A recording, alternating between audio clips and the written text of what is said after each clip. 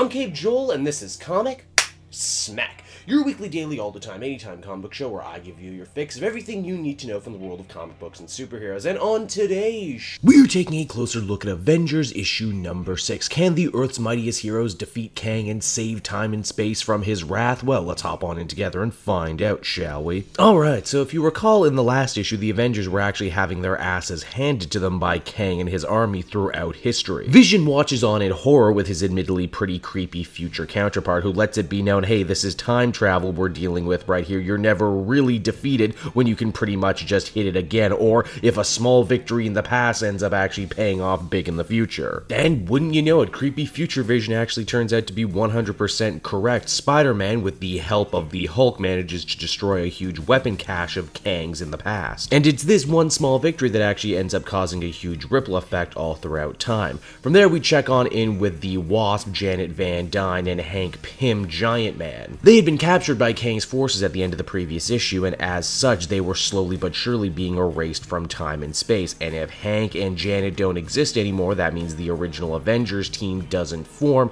and as such, there is a huge repercussion for our heroes. What ends up saving them from this fate? Well, it's not really so much a what as it is a who. Two who's, in fact: Thor, Jane, and Odin's son. While they feel themselves slowly getting deleted from history a la Marty McFly in Back to the Future, they both know that Mjolnir is eternal, and as such, they pool their last remaining strength together and throw the hammer at the bad guys. With that done, the team led by the two Thors is able to take out Kang's treasury and as such cut him off from all of his funds. Because, you know, you don't become a time-traveling despot without spending a couple Benjamins here and there, am I right? Lastly, there's the two teams led by Captain America. Their job is to assail Kang's fortress at the end of time. For this, they've brought along such heavy hitters as She-Hulk, Namor, and even OG Iron Man. It's also here the story thankfully finally catches up to that weird Kang one-off story we got there in the middle, showing that we've actually been seeing all of these events out of order. Kang has one last very nasty trick up his sleeves though. Now that he's cornered, he decides to summon on in a bunch of different versions of himself from the time stream, be it the Crimson Centurion,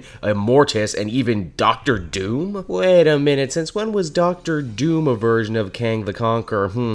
I get the feeling that if Infamous Iron Man is going to be joining the team in the next arc, this is a storyline Wade's probably going to want to elaborate on a bit more later. All these incredibly super powerful villains in one place actually end up managing to overpower the Avengers. Yes, 3 guys overpower all these Avengers from across time and space. They start killing them one by one, and those killings end up rippling through time itself. Who ends up being the hero of this entire thing? Well, wouldn't you know it, Hank Pym. He finds a Deus Ex Machina device, I mean a chronal device inside Kang's fortress that, get this, manages to trap a person's entire future within it. And with that, the day is saved. Kang is vanquished and he won't be able to mess with the Avengers anymore. The heroes also managed to pull all this off with absolutely no damage being done to the time stream. Oh, you know, except for the fact that we see a gravestone form saying that the Avengers are dead. Oops. So, that was Avengers number 6, and it sure was a comic, wasn't it? Honestly, if you couldn't tell, with so many characters being killed, being erased from history only to be very quickly brought back, it was kind of hard to latch onto this story and care about anything that was going on when I knew full well everything was going to be rewritten by the end anyway. I mean, I guess it is kind of cool to see the newer Avengers of 2017 hang out with the original Avengers that started the team all the way back when, but even then they don't really get much of a chance to interact. They just kind of hit stuff together. I also imagine I'm not alone in saying I'm glad that Kang is now officially off the table for a little bit, and maybe Mark Waid's Avengers can fight some other people for a change. At the end of the day, it wasn't bad. I'm still a constant sucker for Mike Del Mundo's art, but this really isn't a very memorable Avengers story. Overall, I would give this one a 6 out of 10, and that might be a little bit generous on my part.